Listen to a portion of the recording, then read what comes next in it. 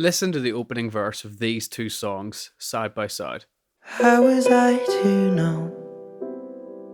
It's a crazy thing. I showed you my hand, and you still let me win. Listen up and I'll tell a story about an artist growing old. Some would try for fame and glory, others aren't so bold. Who was I to say that this was meant to be? The road that was broken brought us together. Everyone and friends and family saying, hey, get a job. Why do you only do that only? Why are you so odd? The Ed Sheeran song in question is The Joker and the Queen from his 2021 album, Equals. The song it resembles is Daniel Johnson's Story of an Artist, which appears on his album, Don't Be Scared. This isn't Ed's first rodeo.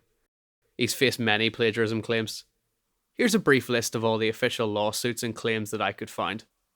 Ed was sued by the Marvin Gaye estate, who claimed that aspects of Thinking Out Loud sounded like Gaye's song, Let's Get It On. Ed's song, The Rest of Our Life, which he wrote for Faith Hill and Tim McGraw, was involved in a plagiarism lawsuit due to its similarities with Jasmine Ray's When I Found You. Sheeran was also hit with a $20 million lawsuit over allegations that he, note for note, copied the X Factor winner Matt Cardle's song Amazing with his own single, Photograph. So is Eddie Sheeran just a big old thief? The musical equivalent of Jesse James? Or the Hamburglar?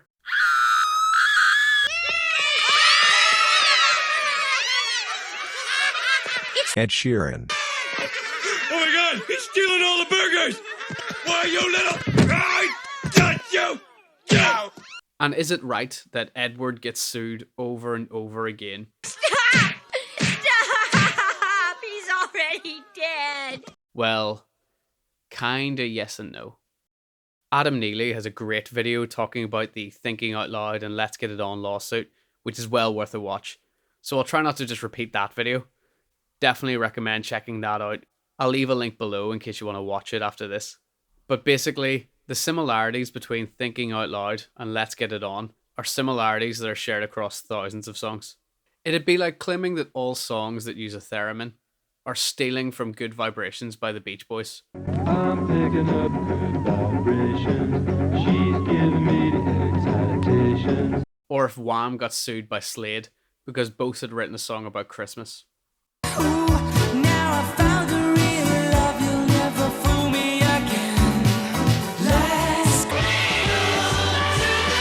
Pop music is all about appealing to a lot of people. It goes through different styles and flavours depending on what sounds are popular. Shocking, I know. So in the 50s and early 60s, loads of pop music sounded incredibly similar with sort of rock and roll sounds.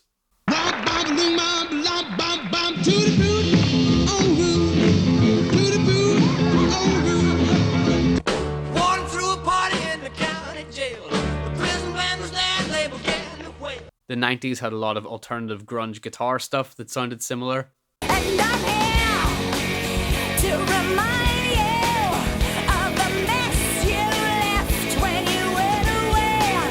What's in your head? Zombie, zombie. And even in the 2010s, there was loads of EDM and dubstep that sounded incredibly similar.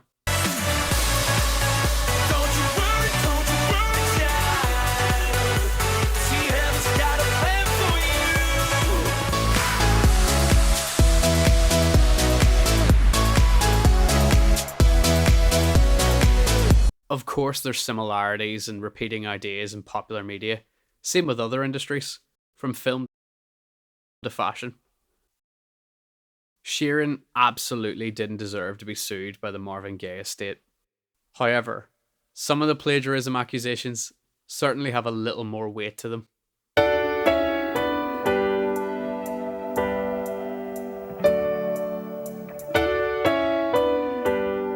Sitting with you in a dark room, warmed by a fireplace.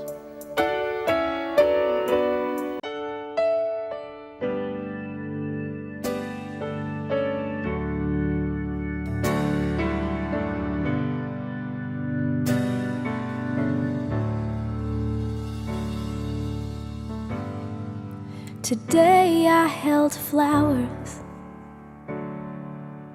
This one is more credible than the "let's get it on" accusation, but it still says there's room to doubt the claim. How did you find me? You came out of nowhere like lightning.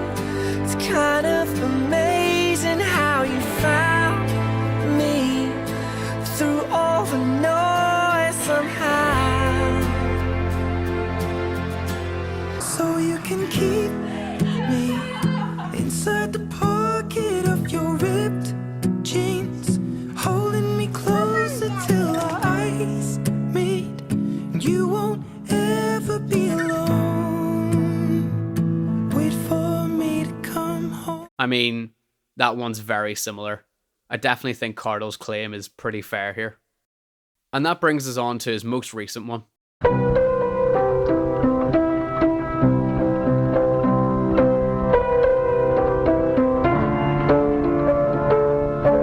I spotted this immediately when I listened to Sheeran's album last year, since I'm a big Daniel Johnston fan. So far, there hasn't been any lawsuit or accusation, and to be honest, from what I know about Johnston's estate, I don't think there ever will be. So let's quickly analyse the two songs and see if we think that there's a case here that the song is plagiarised. Both songs are in the same key, starting on C major and moving up to D minor, with a very similar riff. The vocal melodies both follow this little piano riff. How was I to know? Listen up and I'll tell a story. Although it is worth noting, Johnston's Story of an Artist structurally simply repeats the chords and melodies with different lyrics and instrumental breaks, whereas Sheeran's Joker and the Queen has a verse and chorus, and only the verse sounds similar to Johnston's song, the chorus doesn't. Lyrically, the songs have almost nothing in common.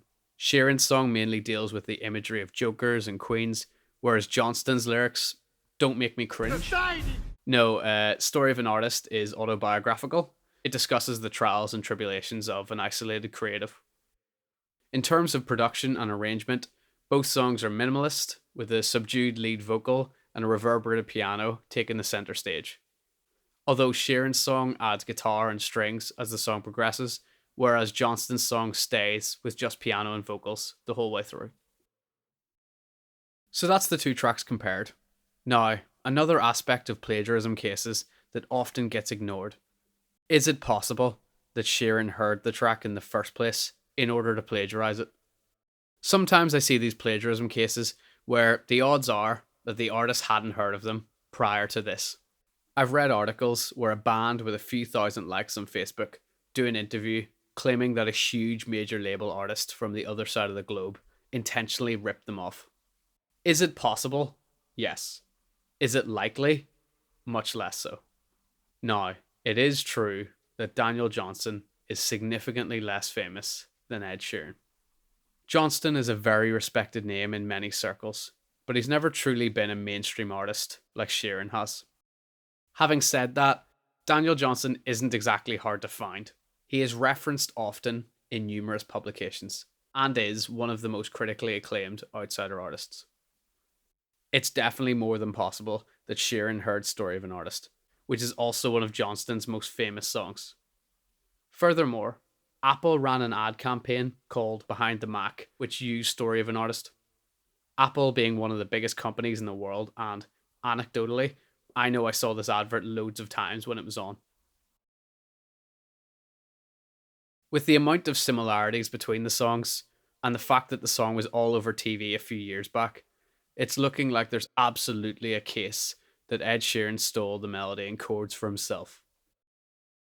It is also possible that he could have accidentally stolen the song after hearing it, i.e., Sheeran could have heard the song, hummed it to himself, and then a few days later, forgotten that the melody was one he'd heard rather than come up with.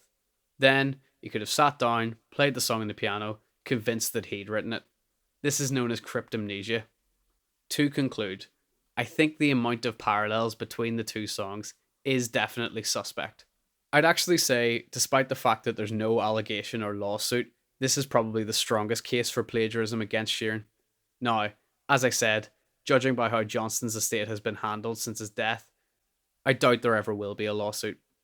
And honestly, I'm glad. I hope to God that Ed Sheeran didn't intentionally steal a deeply tragic, beautiful song from a recently deceased, unique artist like Daniel Johnston. It would be conjecture on my part to say without any doubt that Ed Sheeran ripped off Daniel Johnston. So instead, let's focus on the positives.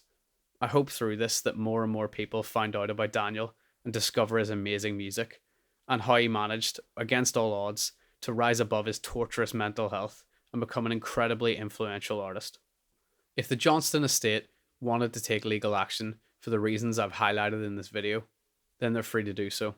But for us now, I think I'd rather focus my efforts on bigging up Daniel Johnston rather than taking down Ed Sheeran. As Daniel himself put it, the artist walks among the flowers, appreciating the sun. He does this all his waking hours, but is it really so wrong? So go listen to Story of an Artist, and if you like it, listen to True Love Will Find You in the End, and I'd Do Anything But Breakdance For You Darling, and all of his other great songs. Let me know down in the comments if you think it's a coincidence, or if Eddie Shears intentionally stole this song. If you enjoyed this video, sure give us a wee like, and hit that subscribe button. I'm BPMStuff. Thanks for listening.